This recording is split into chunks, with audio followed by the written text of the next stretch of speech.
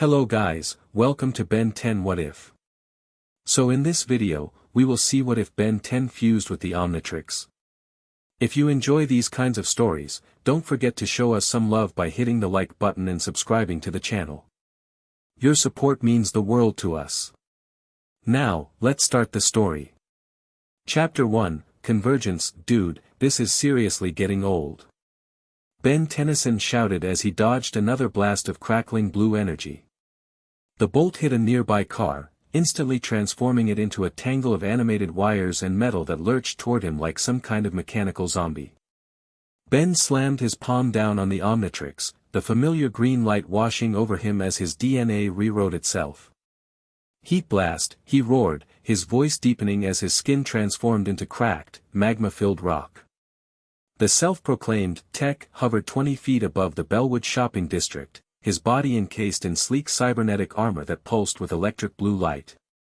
The guy had shown up 3 days ago, transforming every piece of technology he touched into weapons that obeyed his every command. The Omnitrix will be my greatest acquisition, child. Tech's voice had a metallic echo as he directed his army of corrupted tech. With it, I'll evolve beyond these limited cybernetic enhancements. Ben launched a barrage of fireballs, forcing Tech to create a shield from nearby smartphones and tablets that had floated up from terrified shoppers. The electronics melted instantly on contact with Heat Blast's flames. Gwen, any weakness in that armor?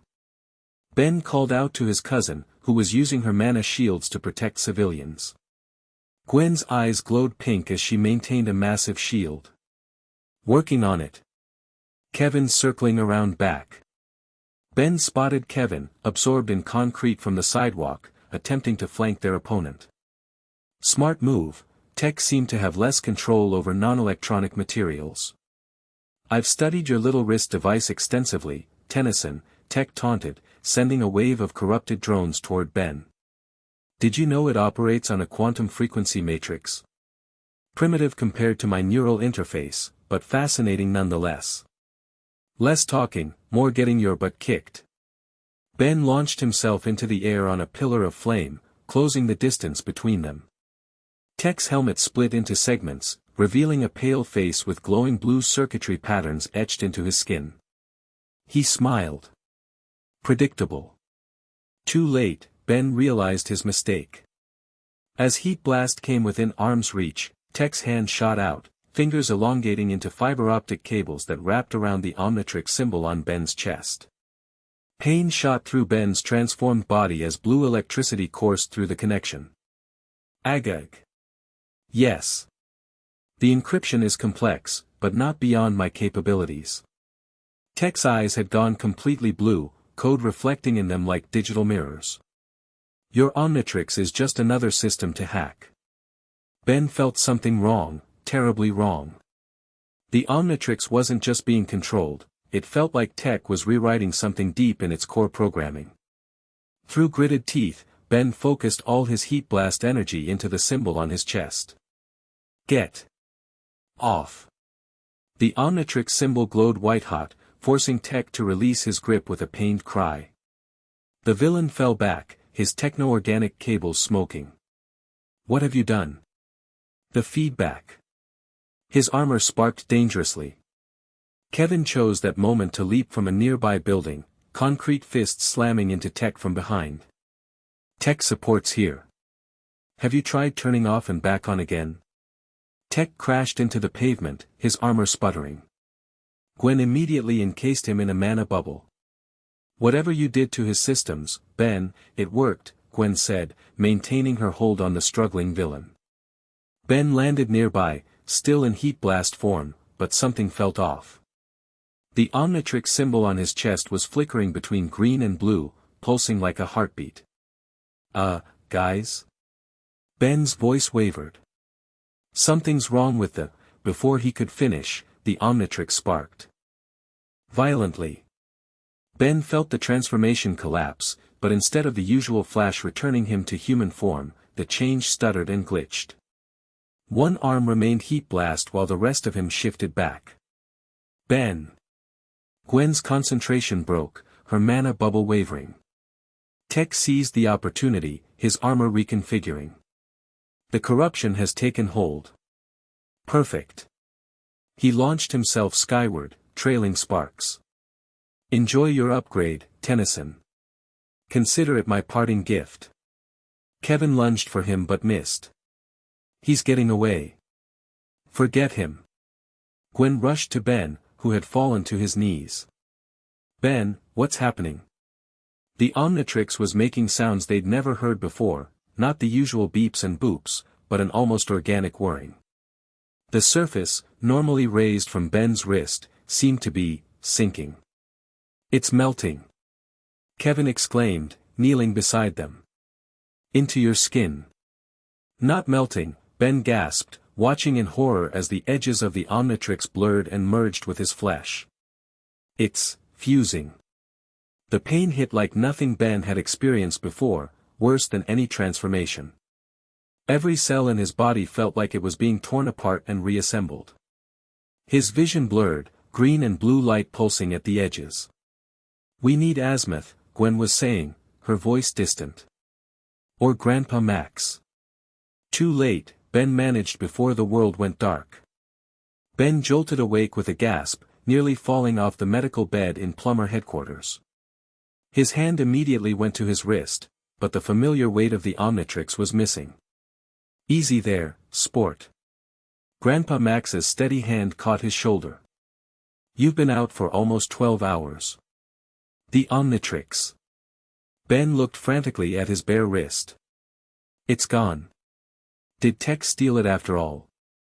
Max exchanged glances with Gwen and Kevin, who stood nearby looking unusually serious. Not exactly, Gwen said carefully. It's still with you, Ben. Just, differently. Ben followed their gazes to his chest. Lifting his shirt, he gasped. A pattern of green circuitry-like lines spread across his torso, centered around what looked like a smaller version of the Omnitrix faceplate embedded directly in his sternum. What the? Ben touched it gingerly. Unlike the watch, this felt warm, alive. Like it was part of him. Tech corrupted the Omnitrix's containment protocols, Max explained.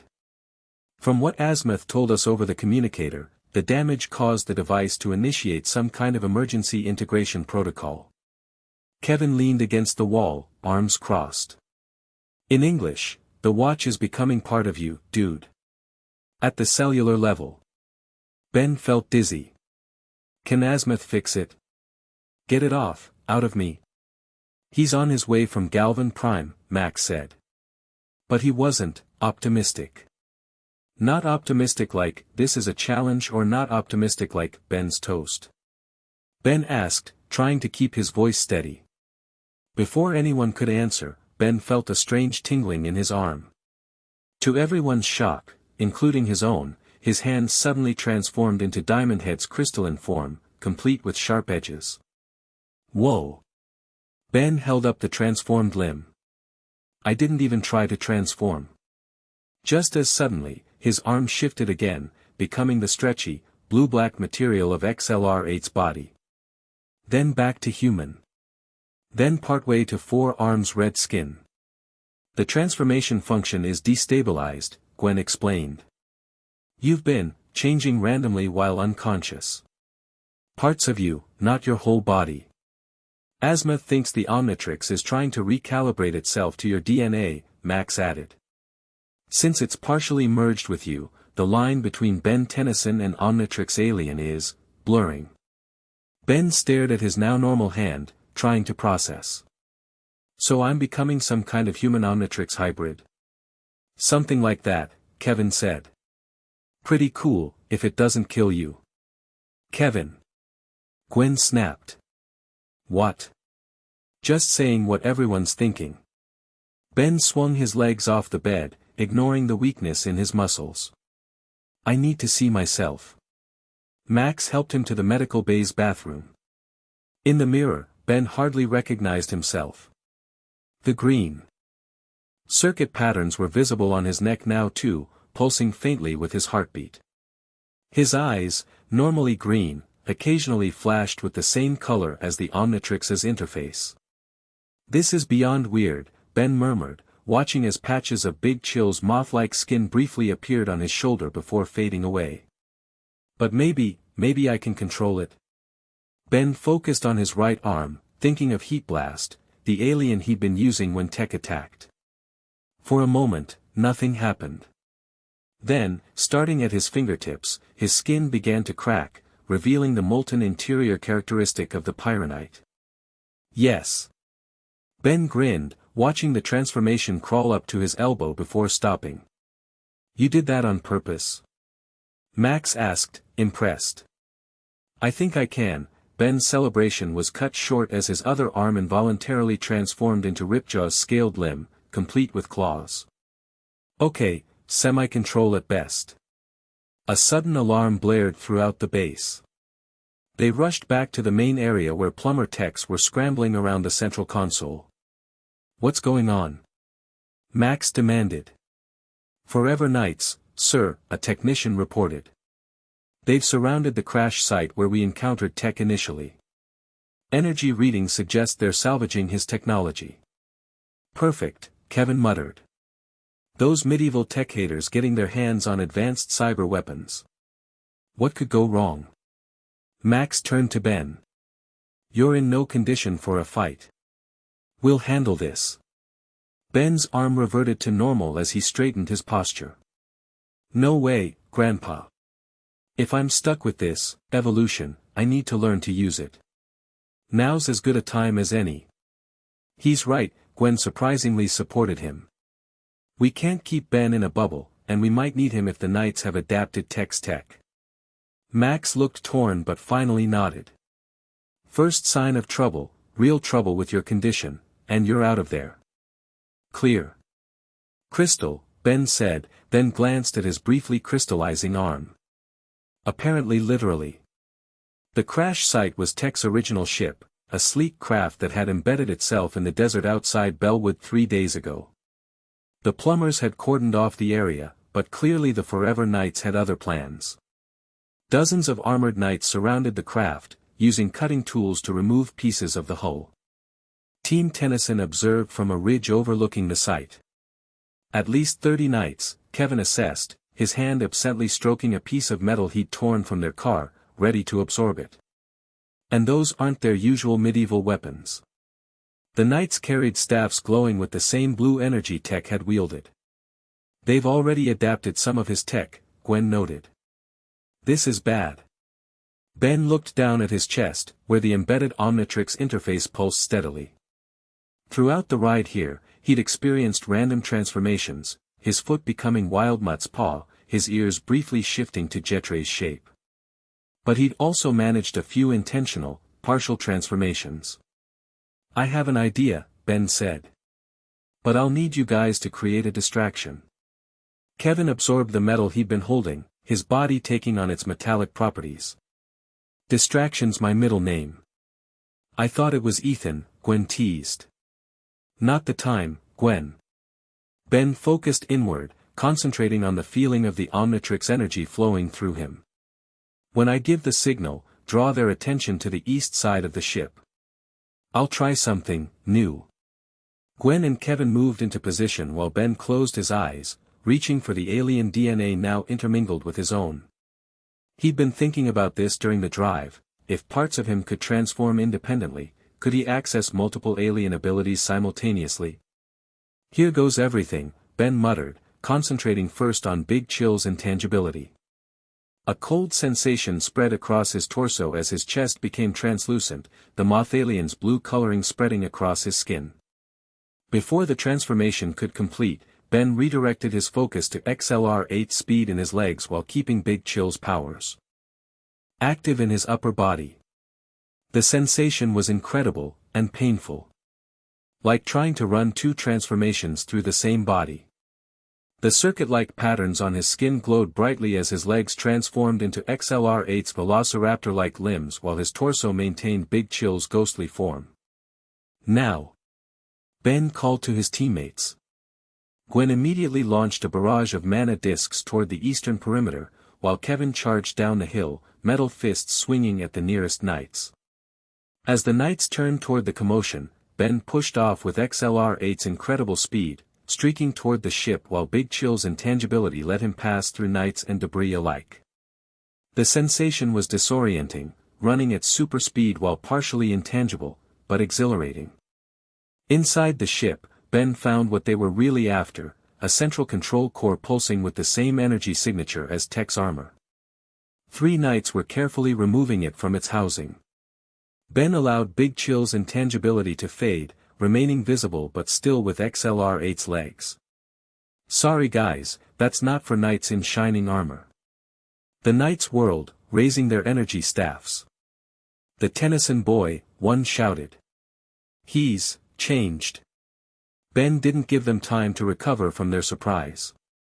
With XLR-8 speed, he darted between them, knocking the staffs from their hands. But as he moved to secure the core, his legs suddenly reverted to human form mid-stride, sending him tumbling into the ship's wall. "The abomination's transformation is unstable," the lead knight observed, drawing a more traditional energy sword. "Take him while he's vulnerable." Ben concentrated desperately, this time focusing on Diamondhead's crystalline arms. The transformation responded, his arms shifting just in time to block the knight's sword strike. Sparks flew as energy blade met crystal. "I'm getting the hang of this," Ben grinned, pushing back against his attacker. With a thought, he extended crystal shards from his forearm, disarming the knight. The other 2 knights moved to flank him.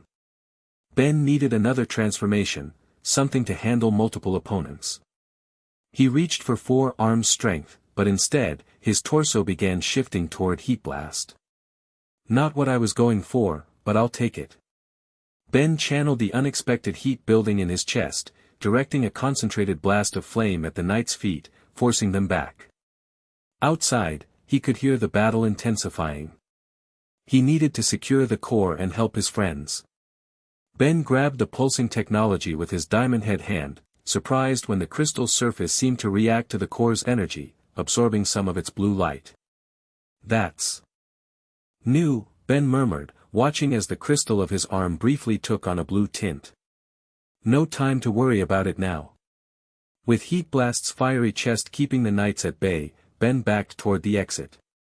As he reached the doorway, he focused again on XLR-8's legs, breathing a sigh of relief when the transformation responded correctly this time.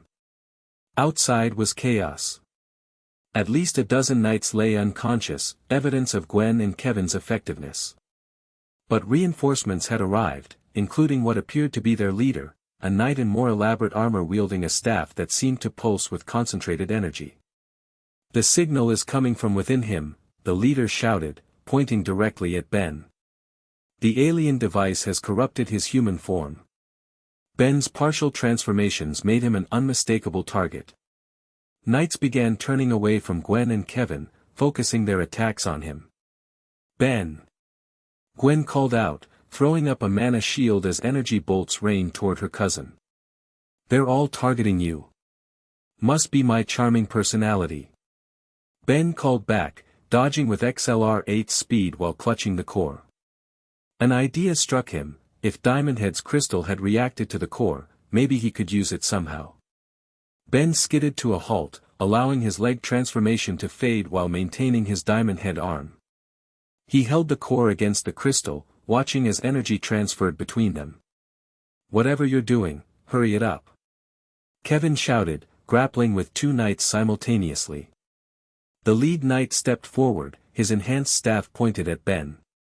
The Omnitrix was an abomination before, but this perversion of human DNA, cannot be allowed to exist. The staff fired, a concentrated beam of blue energy streaking toward Ben. Instinctively, Ben raised the core in his crystal hand. Instead of destroying it, the beam connected with the core, creating a feedback loop that Ben felt throughout his body. The embedded Omnitrix on his chest pulsed rapidly, and Ben sensed something new, a connection to all the transformations simultaneously. Acting on pure instinct, Ben slammed the core into his chest where the Omnitrix symbol was embedded. The effect was immediate and spectacular. Energy cascaded throughout Ben's body, completing all his partial transformations at once. 1 arm Diamondhead, 1 Heat Blast, XLR-8's legs, and Big Chill's wings erupted from his back. But instead of feeling torn between forms, Ben felt them harmonizing, responding to his control. Whoa, Kevin breathed, momentarily pausing his battle. That's new. Impossible. The lead knight backed away. He's accessing multiple alien forms concurrently. Ben flexed his transformed limbs, feeling power flowing through them with unprecedented control. Let's see what this hybrid thing can really do. He charged forward, Diamond Head arm deflecting energy blasts while heat blasts launched concentrated fireballs. XLR-8's speed let him zigzag between knights, while Big Chill's wings gave him short aerial bursts. It was like having the perfect combination of powers for any situation. The knights broke formation, several throwing down their weapons. The leader stood his ground, firing repeatedly at Ben, who caught the blasts on his crystal arm, redirecting them back with increased intensity. Fall back, the leader finally commanded. We have enough samples. The purification project can proceed. As the knights retreated to their vehicles, Ben felt the strain of maintaining multiple transformations. The energy from the core was fading, and with it, his control. Ben! Gwen called out, running toward him. Your transformations are destabilizing again. She was right. The neat divisions between alien forms were beginning to blur, his body shifting unpredictably between them. The surge of precise control was replaced by chaotic energy fluctuations. What's a purification project? Kevin asked, joining them as the last night vehicle sped away. Ben couldn't answer. The pain was returning, worse than before. It felt like his DNA was being rewritten and then rewritten. Again, unable to settle on a stable form. His knees buckled as the transformations accelerated, parts of his body cycling through alien forms at random. We need to get him back to headquarters. Gwen helped support Ben as his legs gave out entirely. No, Ben managed between gritted teeth. Azimuth, need to wait for Azimuth. His vision began to swim, the edges darkening. The last thing Ben saw was the concern on his friends' faces as his body continued its chaotic transformation cycle. Then darkness claimed him once more. Cellular degradation in the epithelial layer, but remarkably, the core DNA remained stable despite the integration. Ben recognized Azimuth's voice through the fog of unconsciousness. The Galvan creator of the Omnitrix rarely sounded impressed, but there was definitely a note of fascination in his tone now. So he's not dying. That was Gwen, the relief evident in her question. Not at present, though this is unprecedented territory, Azimuth replied. The Omnitrix was never designed for this level of integration with its user. Ben forced his eyes open, blinking against the bright lights of what appeared to be an enhanced version of the Plumber medical bay. Equipment he didn't recognize surrounded his bed, much of it looking distinctly Galvan in design. He's awake, Kevin announced, noticing Ben's movement first. All eyes turned to him. Azimuth stood on a hovering platform at eye level, his expression unreadable as always. Ben Tennyson, the Galvan creator said, "You have once again managed to use my greatest creation in a way I never anticipated." Ben tried to sit up, relieved when his body responded normally, no unexpected transformations or alien limbs. Looking down at his chest, he could still see the green circuit-like patterns and the embedded Omnitrix interface, though it seemed to have stabilized somewhat. Can you fix it? Ben asked directly. Get the Omnitrix out of me. Azimuth's eyes narrowed slightly. That would be like asking me to separate two liquids after they've been mixed at the molecular level. The Omnitrix's emergency protocols initiated a fusion when its containment systems were corrupted by the Technomancer's attack. Tech, Ben supplied. Yes, this tech individual. Azimuth manipulated a holographic display showing cellular structures Ben assumed were his. He destabilized the quantum field barrier that keeps the Omnitrix physically distinct from your biological systems. Max stepped forward. What exactly is happening to Ben, Azimuth? The Galvan sighed. In simple terms, the Omnitrix is becoming part of Ben's genetic structure, and vice versa. The device is adapting to function as an integrated biological system rather than an external tool. So I'm becoming the Omnitrix? Ben asked, feeling a chill despite the room's comfortable temperature. More accurately, you and the Omnitrix are becoming something new, Azimuth corrected. A synthesis neither fully human nor fully mechanical. Ben looked at his hands, remembering how he controlled multiple transformations during the battle. That's why I could use different alien powers simultaneously. Indeed. The traditional limitations of the transformation process are changing as the device integrates with your biology. Azimuth seemed almost excited by the prospect, his scientific curiosity overcoming his usual caution. The Omnitrix's function was always to transform the user's entire body into a single alien form, but this integration allows for selective application. Is it dangerous? Gwen asked the question everyone was thinking. Azimuth's expression grew more serious. All transformation technology carries risks. This unprecedented fusion magnifies those risks considerably. The power drain alone could be substantial, and the stress on Ben's core DNA template. He trailed off. What happens if it keeps spreading? Ben asked, looking at the green patterns on his skin. Unknown, Azimuth admitted. But my preliminary analysis suggests the integration has reached a temporary equilibrium state. Your encounter with the core from Tech's ship seems to have accelerated and then stabilized the process. Ben remembered the sensation when he pressed the core against his chest, the feeling of the alien DNA harmonizing instead of competing. Can I control it? Like I did during the fight? Azimuth manipulated his holographic display again. Theoretically, yes. With practice, you should be able to selectively access alien DNA segments without full transformation. However, strong emotions or physical stress may trigger involuntary transformations until you master this new configuration. As if on cue, Ben's hand briefly shifted to Swampfire's plant-like appendage before returning to normal. See? Ben sighed. Not exactly inconspicuous. You'll need training, Max said firmly. Controlled conditions to test these new abilities. Kevin smirked. On the plus side, you don't have to worry about the Omnitrix timing out anymore, right? It's literally part of you now. Azimuth shot Kevin a disapproving look. The energy requirements remain, perhaps even intensified. Ben will need to develop new mental disciplines to manage power consumption. Great, Ben muttered. Homework for my DNA. Gwen placed a hand on Ben's shoulder. We'll help you figure this out, Ben. Like we always do. Ben appreciated the support, but a new thought struck him. What about Tech's tech that the Forever Knights took? They mentioned something called a purification project. Max's expression darkened. We're tracking them, but they've gone underground. Whatever they're planning with that technology, it can't be good, especially if they see your new condition as proof of alien corruption. Which brings us to an important question, Azimuth said, fixing Ben with his intense gaze. What do you intend to do now, Ben Tennyson? This transformation may be irreversible. The room fell silent as everyone awaited Ben's answer.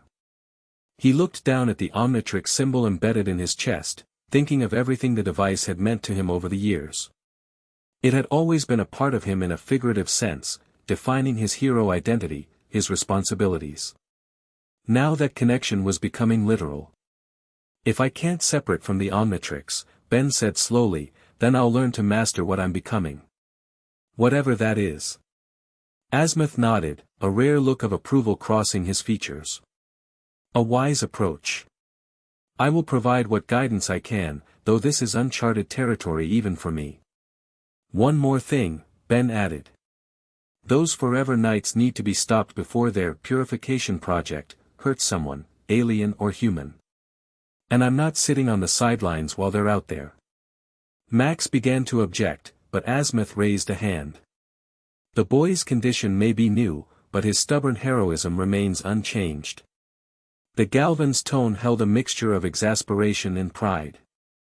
Perhaps practical application is the most efficient training method after all. Ben swung his legs off the bed, standing somewhat unsteadily. So, when do we start? Azimuth gestured to a nearby chamber that resembled a training simulator. Immediately, if you're ready. Your integration with the Omnitrix presents both danger and opportunity. The sooner you achieve conscious control, the safer everyone will be. As Ben moved toward the training chamber, he felt a strange sensation, like the Omnitrix energy was responding to his determination, flowing more smoothly through his transformed biology.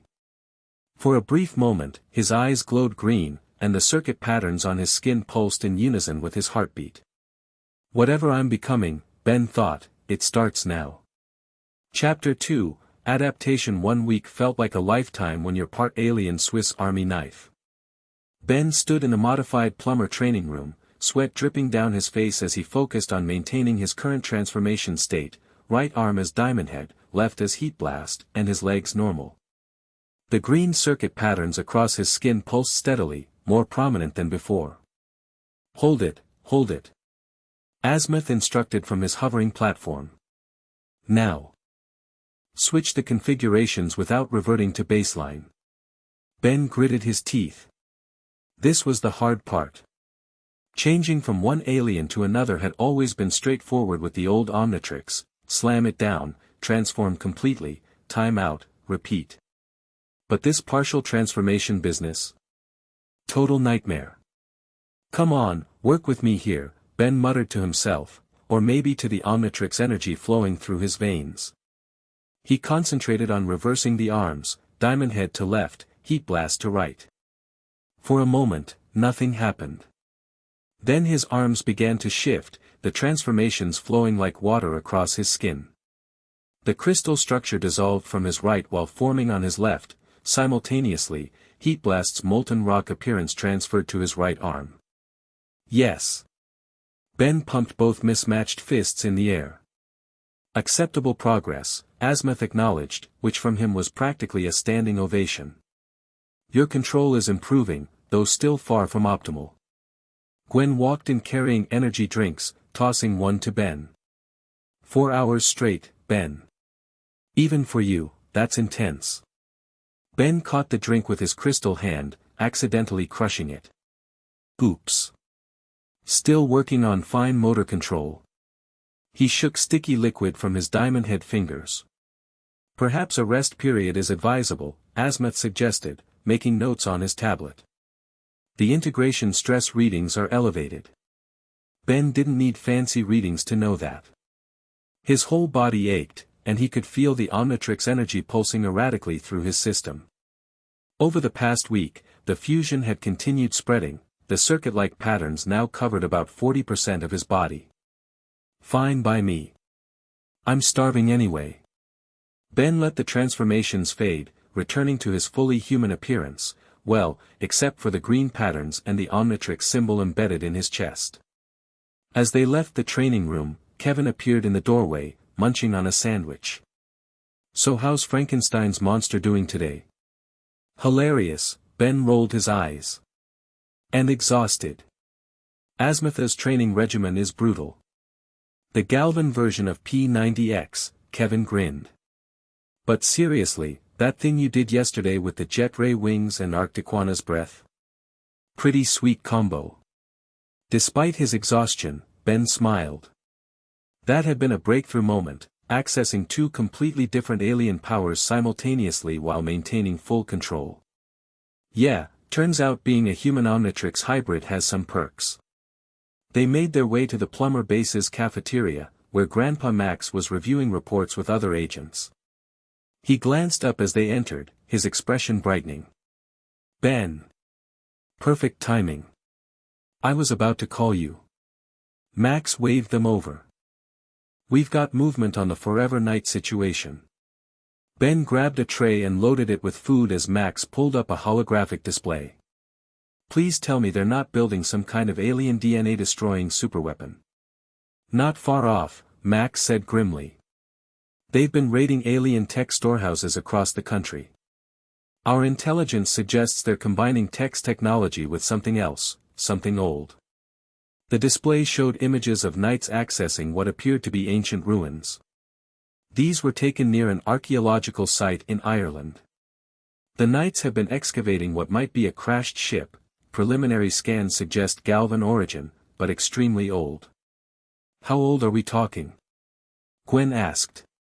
Carbon dating puts the surrounding structure at approximately 5,000 years old, Max replied. Azimuth, who had followed them in, jumped onto the table for a better view of the hologram. His eyes narrowed. This is concerning. You recognize it? Ben asked between bites of his third burger. Not specifically, but there were Galvan expeditionary missions to this planet millennia ago, Azimuth explained. Not all returned. If the Forever Knights have found lost Galvan technology and are combining it with this Tex cybernetics.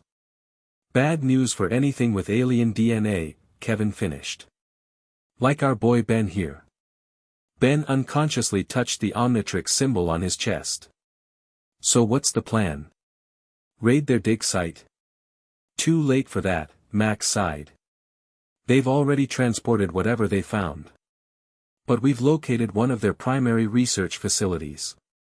He expanded the hologram to show a heavily fortified compound disguised as an abandoned factory. This is where we believe they're developing their purification project. Then that's where we're going, Ben said, standing up. Max raised a hand. Not so fast. Your condition is still unstable, Ben. We need to approach this carefully. As if to emphasize his point, Ben's forearms suddenly shifted to Wildvine's plant-like tentacles before returning to normal. These random transformations had become less frequent but still occurred, especially when he was tired or emotional.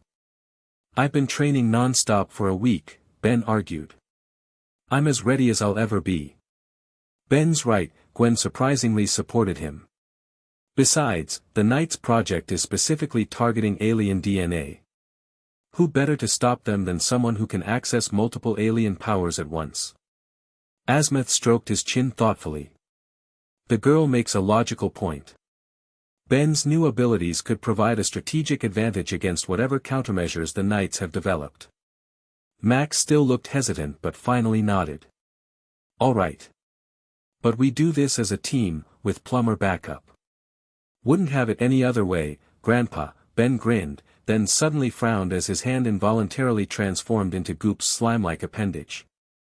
Except for this random transformation stuff. That I could do without. Kevin clapped him on the shoulder. Look on the bright side, you're a one-man alien army now.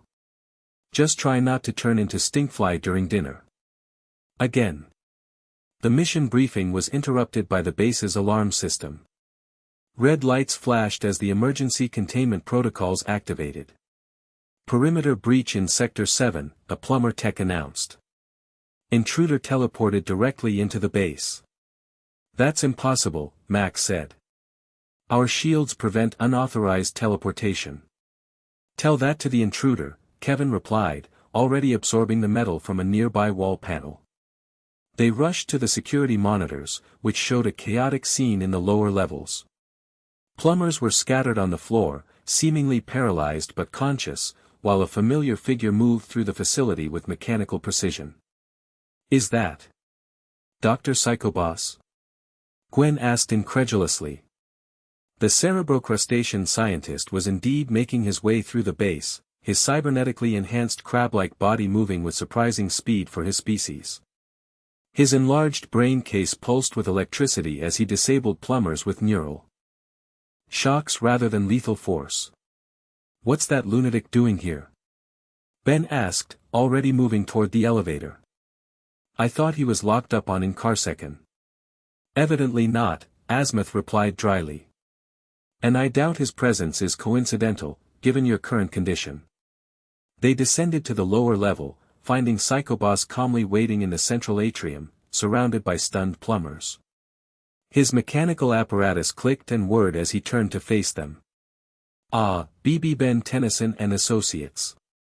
How PP predictable, the scientist stuttered, his speech impediment as pronounced as ever. Your SS security is as inadequate as your intellect.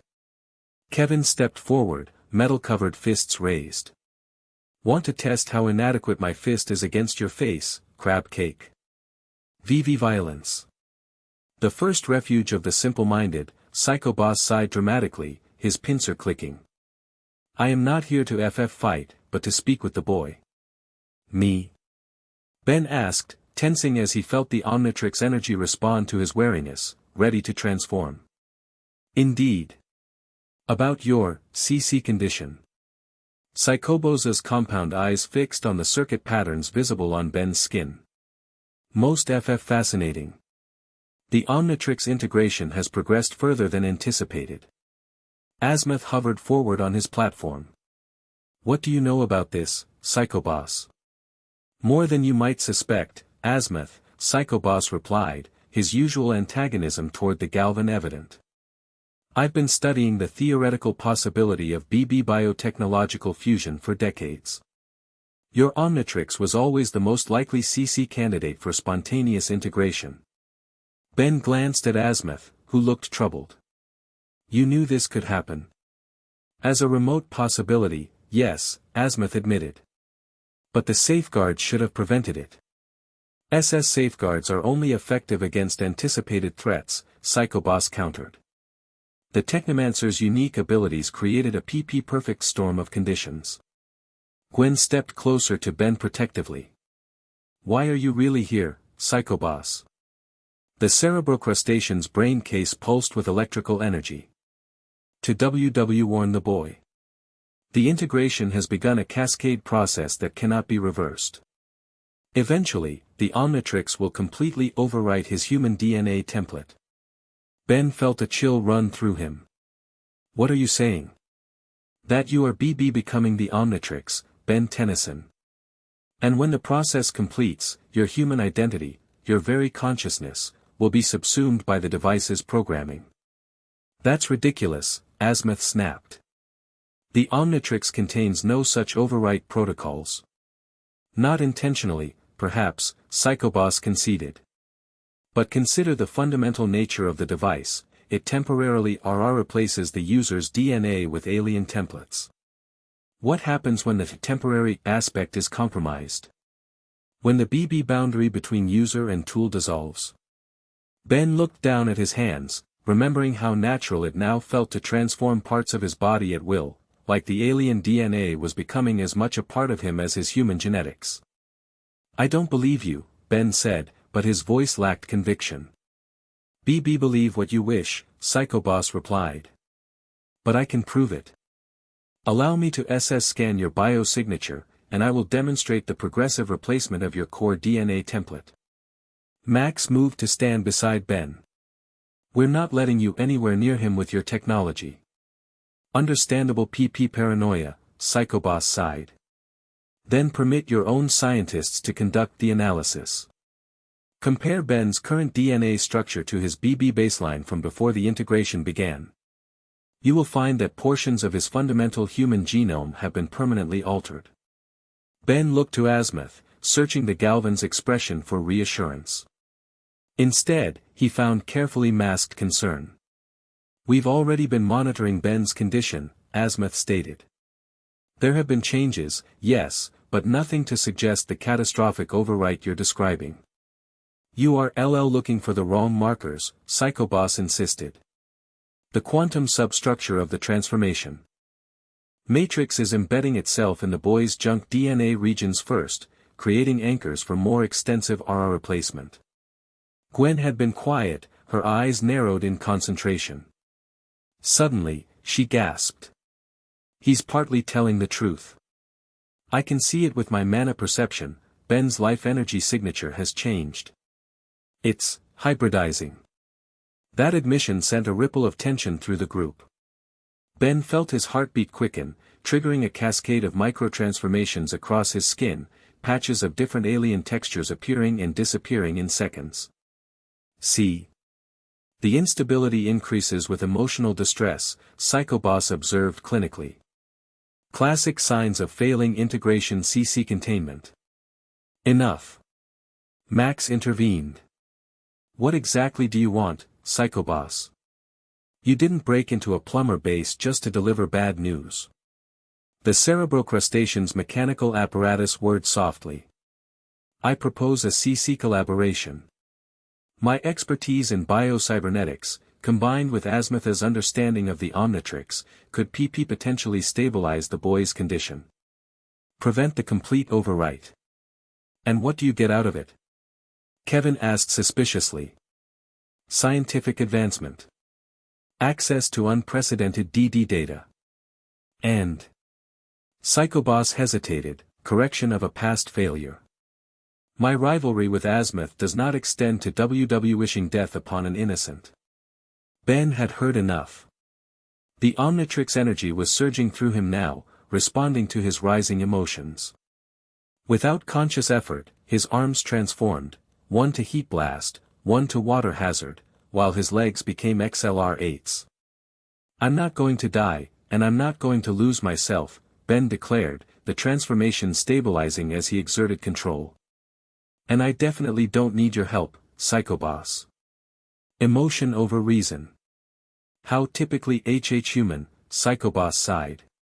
But consider this, the Forever Knights Purification Project utilizes principles similar to what's happening within you. Their technology targets the quantum signature of alien DNA, disrupting its SS stability at the cellular level. That got everyone's attention. Max stepped forward. How do you know about the Knights Project? Information is a CC commodity I trade in frequently, Psychoboss replied. Their recent acquisition of ancient Galvan technology concerned me enough to investigate. What they've found is a primitive version of the transformation technology that eventually led to the Omnitrix, technology specifically designed to identify and isolate alien genetic material. Asmitha's eyes widened slightly. The Helix Fragmenter. I had wondered what happened to that failed prototype. Precisely, Psychoboss nodded. Combined with the Technomancer's cybernetic interface, they have created a device capable of separating alien DNA from host organisms. Or in Ben's case, potentially tearing him apart at the molecular level. The implications sank in. Ben's transformations receded slightly as he processed this new threat. So they could use this weapon against any alien on Earth? Any being with non-terrestrial DNA components, Psychoboss confirmed. But you, Ben Tennyson, would be particularly vulnerable. Your integrated state exists in quantum flux, precisely what their device targets. Gwen touched Ben's arm. If he's telling the truth, the Knights are an even bigger threat than we thought. All the more reason to shut them down immediately, Ben said, determination hardening his voice. Psychoboss clicked his pincer dismissively. Rushing in without preparation would be suicidal. You need time to stabilize your condition, develop countermeasures. What I need, Ben interrupted, stepping toward the scientist, is for you to tell us everything you know about the Knight's weapon. Now. The cerebrocrustacean studied Ben for a moment, then nodded slowly. Very well. But remember my warning, Ben Tennyson. Every transformation, every use of alien DNA, accelerates the integration process. Your humanity is on borrowed TT time. 2 hours later, the team was airborne in a plumber ship headed toward the Forever Knight compound. Psychoboss had provided detailed intelligence on the facility's layout and security systems before being taken into custody, cooperative but still confined for the unauthorized intrusion. Ben sat alone near the back of the ship, staring at his reflection in a small monitor. The green circuit patterns had spread further across his face while they were debriefing, now framing his left eye with an intricate latticework of Omnitrix energy. Hey. Gwen sat beside him, her voice gentle. You okay? Just peachy, Ben replied, forcing a smile. Nothing like finding out you might be slowly turning into a watch to brighten your day. Gwen studied him for a moment. You know Psychoboss could be lying, right? He's not exactly known for his honesty. Maybe. But Asmith didn't exactly rush to contradict him, did he? Ben sighed, running a hand through his hair. And you said yourself my energy signature is changing. Changing doesn't mean you're being erased, Gwen countered. It could just be evolution. Ben appreciated her attempt at optimism, but the doubt had already taken root. Ever since the fusion began, he'd noticed subtle changes in how he thought, sometimes processing problems with a logic that felt distinctly non-human, or experiencing sensory input in ways he couldn't quite describe. "What if I forget who I am, Gwen?" The question came out barely above a whisper. "What if one day I wake up and I'm not Ben Tennyson anymore, just some alien hybrid with Ben's memories?" Gwen placed her hand over his. "That's not going to happen. You know how I know. Because only Ben Tennyson would be stubborn enough to stay himself even if the universe tried to rewrite his DNA." That drew a genuine laugh from him. "Fair point. Besides," Gwen continued, "I can still sense your core essence with my magic. The energy patterns are changing, but the center, the part that makes you you, that's still pure Ben." Before Ben could respond, the ship's intercom crackled. "5 minutes to drop zone," Max announced. "Gear up." Ben stood, the familiar pre-mission adrenaline helping to push his existential concerns aside. Kevin approached, tossing him a modified plumber utility belt. "Special delivery from Blukik and Dryba," Kevin explained. "Supposedly help stabilize your transformations. Though knowing those two, it might turn you into a chicken." "Thanks for the vote of confidence," Ben said, securing the belt around his waist. Immediately, he felt a subtle shift, the Omnitrix energy seeming to flow more predictably through his system. "Ha! It actually works." Ben concentrated, transforming his hand into Swampfire's plant-like appendage and back with greater ease than before. "Don't sound so surprised," Kevin smirked. "Even those two goofballs get it right occasionally." The ship descended toward a clearing several miles from the night compound. According to Psychobos's intelligence, a direct approach would trigger their early warning systems specifically calibrated to detect alien technology. "Remember the plan," Max briefed them one final time. "This is primarily a recon mission. We need to confirm what the Knights are building and, if possible, disable it without engaging the full garrison. Unless they spot us," Kevin added. "Then it's the usual plan B." "Which is?" Azimuth asked from his position on Gwen's shoulder. "Hit everything until it stops moving," Ben and Kevin said simultaneously, grinning. Azimuth sighed. Primitives. The drop zone was a forested area that provided good cover for their approach. Plumber scouts had already established a perimeter, reporting minimal night activity outside the compound, either confidence or preparation for visitors. "I'll go ahead and scan for energy signatures," Gwen offered, her eyes glowing pink as she extended her mana senses. "There's something strange about this place." "Strange how?"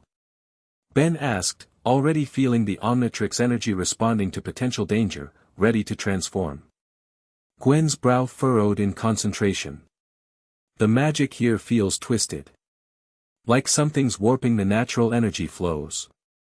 "The Helix Fragmenter," Azimuth said grimly. "If they've activated it, it would create precisely such distortions. The device manipulates fundamental forces to isolate and extract genetic material." Ben felt a strange resonance in his chest, where the Omnitrix symbol was embedded. "I can feel it too. Like a pulling sensation." "We should abort," Azimuth stated flatly. "If the device is active, Ben's condition makes him extremely vulnerable." "No way," Ben shook his head. "That thing is a threat to every alien on Earth. We're not backing out now."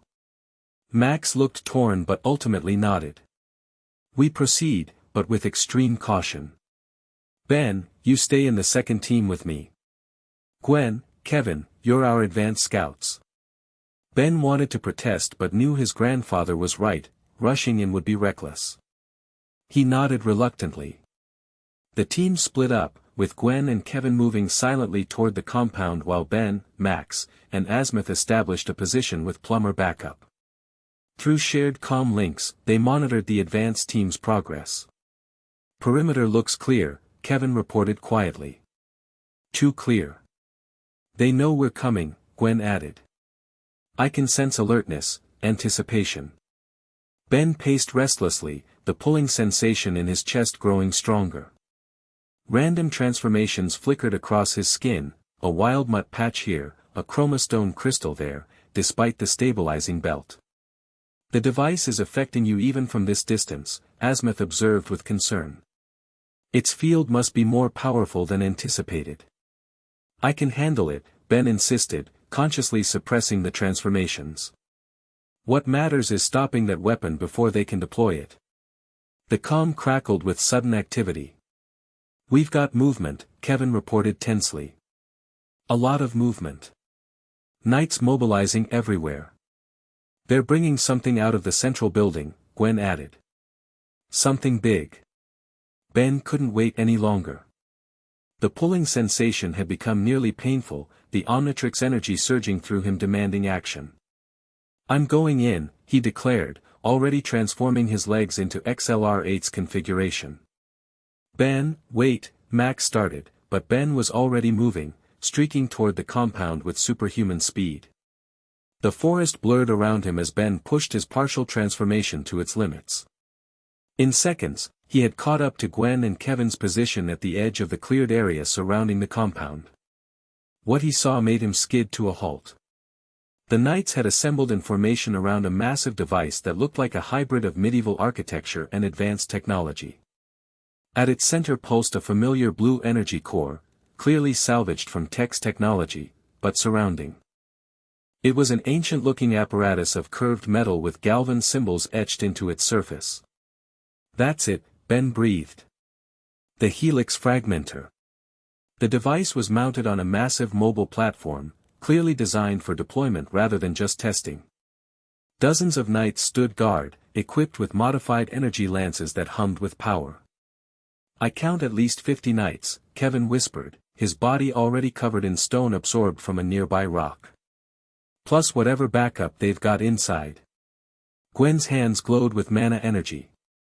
The device is powering up. We can't wait for the second team. Ben felt the Omnitrix energy responding to the weapon's activation, the pulling sensation intensifying painfully. I'll take the device, he decided. You two keep the knights busy. Ben, that thing is designed to rip alien DNA apart, Gwen reminded him worriedly. You're basically half alien DNA right now. Which makes me the perfect person to stop it, Ben replied, already transforming. He focused on defensive forms, Diamond Head's crystalline structure spreading across his torso while Cannonbolt's armored plating formed on his back and shoulders. Before they could argue further, alarms blared throughout the compound. A Knight Commander's voice boomed through loudspeakers, alien presence detected. The abomination has arrived. Commence purification protocol. So much for the element of surprise, Kevin muttered, charging forward as knights began pouring from the buildings. Ben launched himself toward the fragmenter, pushing off with XLR-8's powerful legs while maintaining his defensive transformations. Knights fired energy blasts from their weapons, but Ben weaved between them with preternatural agility, the Omnitrix energy seeming to anticipate threats before his conscious mind registered them. As he approached the device, the pulling sensation became an actual physical force. He could feel the fragmenter attempting to separate the alien DNA from his human cells. Pain lanced through him, causing his transformations to flicker unstably. Destroy the abomination, the Knight Commander ordered. The purification project must not be compromised. Ben pushed through the pain, reaching the platform where the device sat.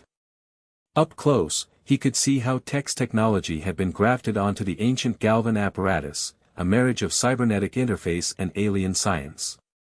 Acting on instinct, Ben transformed his arms into feedback's energy-manipulating appendages.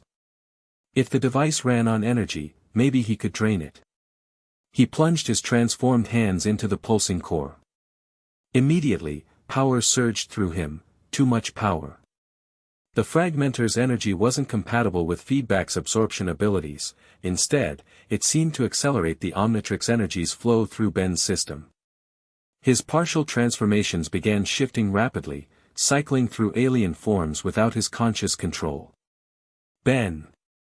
Gwen's voice reached him through the chaos.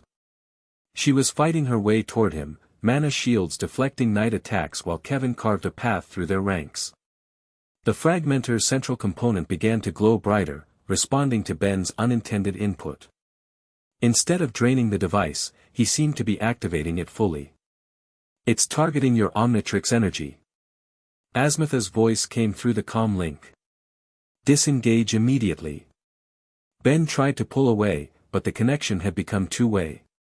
The device was drawing power from him even as it attempted to separate his DNA. Pain unlike anything he'd experienced before tore through his body as his transformations accelerated wildly. Through the haze of agony, Ben saw the Knight Commander approach, a satisfied smile on his face. "You see? The alien corruption fights against purification. This is why our mission is so vital." "Your mission is insane," Ben managed through gritted teeth. "This thing won't just hurt aliens. The feedback will affect humans too." "A necessary sacrifice," the commander replied coldly. "Earth must be cleansed of all alien influence, beginning with you, the worst contamination of all." The commander raised his staff, preparing to strike Ben while he was trapped by the device's energy field. Before he could, a pink mana blast knocked him sideways. "Get away from my cousin!" Gwen shouted, her eyes glowing with power as she unleashed a barrage of energy. The distraction gave Ben a moment to think through the pain. The fragmenter was trying to separate alien DNA from human, but what if there was no clear line anymore? What if, instead of resisting the separation, he embraced the fusion? It was counterintuitive, dangerous even. But something in Ben, perhaps the Omnitrix's programming merging with his instincts, told him it was the only way. Ben stopped fighting the device's pull. Instead, he focused on the Omnitrix energy within him, mentally directing it to flow in harmony with the fragmenter's field rather than against it. The pain intensified briefly, then began to subside as the energies synchronized. "What's happening?" Kevin had reached them, standing guard as Ben remained connected to the device. "What are you doing?" "Something, really stupid or really brilliant," Ben gasped. "Not sure which yet." The fragmenter's energy field began to change color, shifting from blue to green as the Omnitrix energy influenced its output. Ben felt his transformation stabilizing, no longer cycling randomly but responding to his will with unprecedented precision. "He's corrupting the purification project," the Knight Commander yelled, struggling to his feet. "Stop him at all costs." Knights converged on their position, but Gwen created a mana dome around them, buying time. "Whatever you're doing, Ben, do it faster." Ben focused harder, directing the merged energies back into the fragmenter's core. The ancient Galvan technology had been designed to isolate genetic material, but with the Omnitrix energy guiding it, Ben repurposed it to recognize the harmonic pattern of his fused state rather than trying to separate it. The effect was immediate and spectacular. The fragmenter's energy field collapsed inward, its core overloading from the conflicting commands. But before it could explode, the energy discharged directly into Ben. For a moment, everything went white. Ben felt as though his body had dissolved into pure energy, every cell simultaneously apart and connected. The Omnitrix symbol on his chest glowed blindingly bright, absorbing the fragmenter's power and integrating it into Ben's system. When the light faded, Ben stood transformed, but not in any way he'd experienced before. The circuit patterns now covered his entire body, glowing with steady green energy. His form remained humanoid but with a translucent quality, alien DNA visibly flowing beneath his skin like currents in a living river. "Ben." Gwen approached cautiously, her mana shield still protecting them from the stunned knights. Ben looked at his hands, flexing fingers that seemed both solid and fluid simultaneously. "I'm okay. Better than okay, actually." "You don't look okay," Kevin commented. "You look like a walking lava lamp." The fragmenter's energy accelerated the integration process, Ben explained, somehow understanding exactly what had happened. "But instead of tearing me apart, it helped me stabilize the fusion." The knights had regrouped, forming a defensive perimeter around them. The commander stepped forward, his expression a mixture of horror and fascination. "What manner of abomination have you become?" Ben turned to face him, feeling power flowing through his transformed body with perfect control. "The kind that's going to stop you from hurting anyone else." With a thought, Ben transformed his arms, one into heat blast, one into water hazard, while maintaining his glowing hybrid form. The transformations responded instantly, without the strain or instability he'd struggled with before. "Retreat," the commander ordered, but Ben wasn't letting them escape with any part of the fragmenter technology. Moving with XLR-8 speed while maintaining his other transformations, Ben disarmed. Knights with precision strikes, disabled their vehicles with targeted heat blasts, and contained groups with water hazards pressurized streams. The integrated Omnitrix energy gave him perfect control over each transformation, allowing him to switch between alien abilities mid-motion. Gwen and Kevin joined the fray, their teamwork seamless after years of fighting together. Within minutes, the Knights were subdued, their technology disabled. As the last Knight fell, Ben allowed his transformations to recede, returning to the glowing hybrid state. Plumber reinforcements arrived, Max leading them with a mixture of concern and pride on his face. "Ben. Are you alright?" Max approached cautiously. Ben nodded, the movement sending ripples of energy through his transformed appearance. "Never better, Grandpa. I think I finally understand what's been happening to me." Azimuth hovered forward on his platform, studying Ben with intense scientific curiosity. "Fascinating. The fragmenter's energy should have destabilized your DNA beyond recovery. Instead, it appears to have catalyzed a more complete integration." "I stopped fighting it," Ben explained. "When I tried to resist the separation, it hurt. When I embraced the fusion instead, everything clicked." The Galvan nodded slowly. "A logical adaptation strategy. By accepting the integration rather than fighting against it, you achieved a harmonic resonance between human DNA and Omnitrix energy." Kevin poked Ben's arm experimentally. "So are you still you? Or are you like Bentrix now?" Ben laughed, the sound sending pulses of light through his circuit patterns. "Still me, Kev. Just more. I can feel the alien DNA as part of me now, not something separate I'm borrowing." "What about what Psychoboss said?" Gwen asked worriedly. "About your human identity being overwritten?" "I think he was partly right, but for the wrong reasons," Ben replied. "My DNA is changing, evolving. But it's not being replaced, it's being enhanced. The Omnitrix isn't overriding me, we're becoming something new together." As Ben spoke, his appearance began to shift, the glowing energy state gradually solidifying. Within moments, he looked almost human again, except for the green circuit patterns that now covered his entire body in intricate designs, and his eyes, which glowed faintly with Omnitrix energy. "Remarkable," Azimuth murmured. "Your body has stabilized the integration at a much higher level than before, yet maintained humanoid form as its baseline." Ben flexed his fingers, feeling the potential for transformation humming just beneath the surface, accessible but controlled. "It feels right. Like this is what was supposed to happen all along." "Perhaps it was," Azimuth said thoughtfully. "The Omnitrix was designed to foster understanding between species by allowing users to experience life as other beings. Your fusion may represent the ultimate expression of that goal, not just experiencing other forms, but synthesizing them into something greater." The Knights were being loaded onto plumber transport vehicles while tech specialists secured what remained of the fragmenter for study. The immediate threat was contained, but Ben knew the battle was far from over. The commander mentioned other purification project sites, Ben reminded them. This was just one facility. Max nodded grimly. "We'll interrogate the prisoners, find the others. But for now, you need rest and medical evaluation. Whatever happened here changed you significantly." Ben couldn't argue with that. Despite the newfound stability, he could feel the enormous energy expenditure catching up to him. His transformed body required calibration, adjustment to its new state. As they boarded the plumber transport, Ben gazed back at the night compound.